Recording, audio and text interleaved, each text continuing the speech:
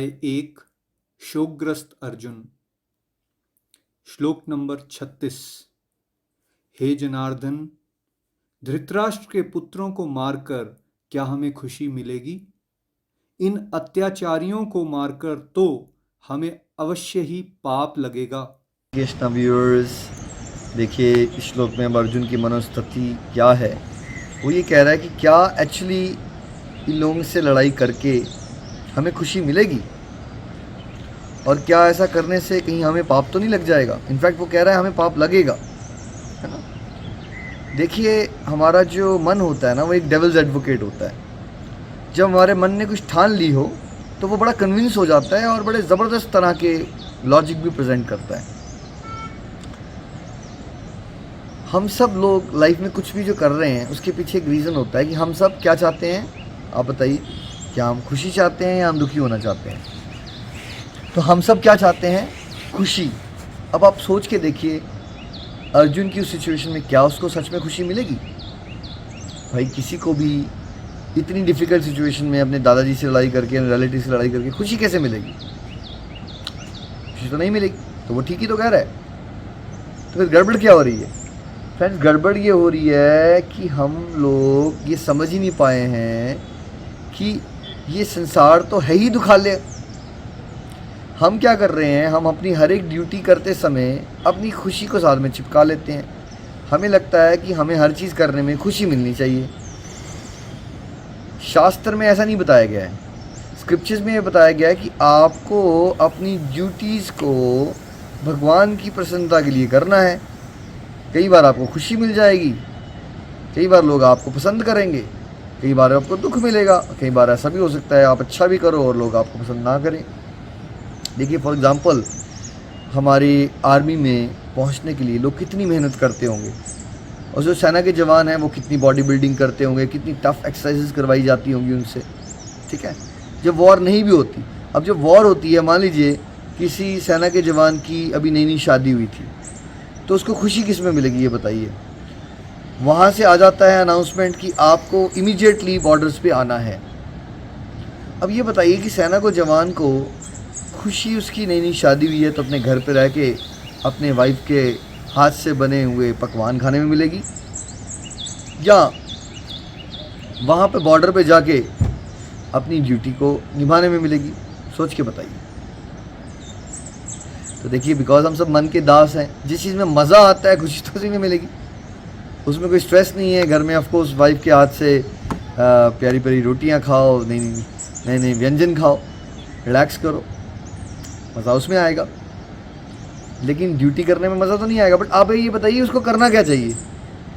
आप क्या चाहेंगे आपकी देश का जो जवान है वो अपने कंफर्ट के बारे में सोचे या देश की रक्षा के बारे में सोचे? आप क्या चाहेंगे? ऑफकोर्स आप यही चाहेंगे कि आप वो अपने पर्सनल कंफर्ट्स को ना सोचे और देश की रक्षा करे, ठीक है। वैसे ही हम सब के लाइफ में कहीं ना कहीं कुछ ड्यूटीज़ होती हैं। अब अर्जुन ये भूल गया कि उसकी ये ड्यूटी है जगत कल्याण के लिए, कि वो ये ना सोचे कि उसको खुशी मिलेगी या नहीं मिलेगी। हम सबके साथ भी यही गड़बड़ है कि हम अपनी खुशी और अपने मज़े से अटैच हो जाते हैं, और किसी परिस्थितियों में जब हमें मज़ा नहीं आ रहा होता या हमें स्ट्रगल लगता है, चैलेंज लगता है, फिर हम वहाँ से एस्केप करने की कोशिश करते हैं, है ना। तो पहली लर्निंग है कि हमें अपनी व्यक्तिगत खुशी या फिर मुझे मज़ा आएगा या नहीं आएगा इस कॉन्सेप्ट से ऊपर उठना है ना, और अपनी डिवोशनल ड्यूटीज़ को परफॉर्म करना है। सेकंड पार्ट अर्जुन कहता है कि भाई इन लोगों को मार के मुझे तो पाप लग जाएगा, है ना। अब आप सोच के देखिए, वो इतने अधर्मी लोग थे, क्या सच में अर्जुन को वो वॉर करने से, समाज की रक्षा करने से, धर्म की स्थापना करने से उसको पाप लगेगा? लेकिन कई सिचुएशंस में जब हमें टफ होना होता है तो हमें लगता है कि टफ होना पाप ही है। जैसे मान लीजिए, अब इसी उदाहरण में जो हमने पहले दिया कि एक सोल्जर्स को बेसिकली लड़ाई के समय पे कुछ लोगों को मारना पड़ जाता है क्योंकि वो देश की रक्षा कर रहा है। तो क्या देश की रक्षा करते समय उसके हाथ से कुछ लोगों की जो डेथ हो जाती है, क्या उसको पाप लगेगा या वो अपनी ड्यूटी निभा रहा था? सोच के देखिए। क्या ऐसा होता है कई बार कि हमारे देश की सेनाओं के बहुत सारे लोगों को परमवीर चक्र भी दिए जाते हैं या ब्रेवरी अवार्ड्स भी मिलते हैं। देखा जाए तो उन्होंने लोगों को मारा ही तो होता है, लेकिन क्योंकि उन्होंने देश की रक्षा की होती है उनको सम्मानित भी किया जाता है और हम भी उनको आदर देते हैं। तो बहुत सारी लाइफ की ऐसी सिचुएशंस आ जाती हैं जहाँ पे आपको टफ स्टैंड लेना पड़ता है। जैसे मान लीजिए किसी का बच्चा नशे में पड़ जाए, तो हो सकता है मदर को उसको छड़ी उठा के भी डांटना लगा पड़े या छड़ी भी इस्तेमाल करनी पड़े उसको सुधारने के लिए। तो क्या मदर जब बच्चे को नशे से बाहर निकालने के लिए डांट लगा रही है या उसको समझाने के लिए टफ वर्ड्स को या स्ट्रॉन्ग वर्ड्स को यूज़ कर रही है, तो क्या वो पाप कर रही है?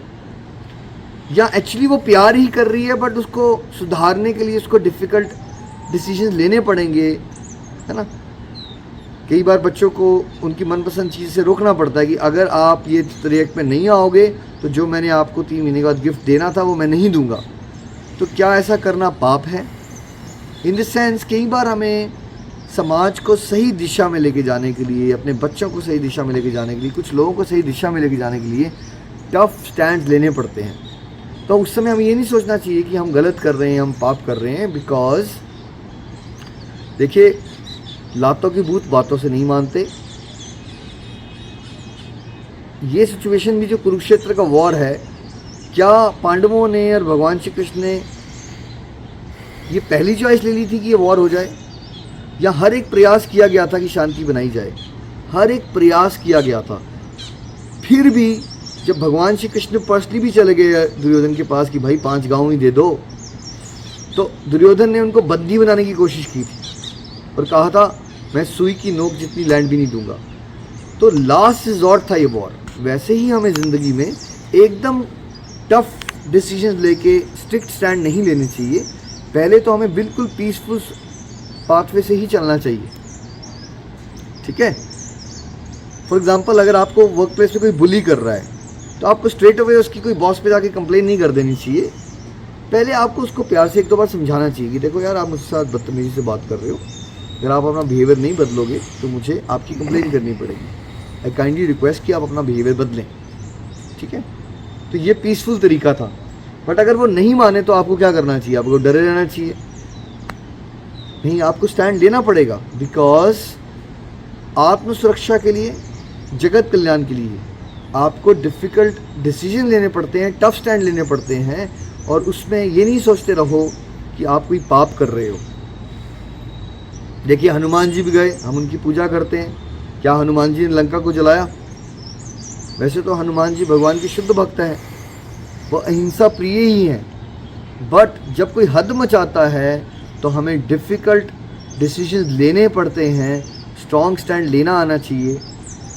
और उस समय पे ये मत सोचते रहिए कि आप पाप कर रहे हो। यही अर्जुन के साथ हो रहा है। जब वो इंसान भ्रमित हो जाता है तो उसका मन उसको लॉजिक भी देना शुरू कर देता है कि क्यों आपको ये नहीं करना चाहिए। तो देखिए, यहाँ पे अर्जुन अपनी करुणा का भी दुरुपयोग कर रहा है।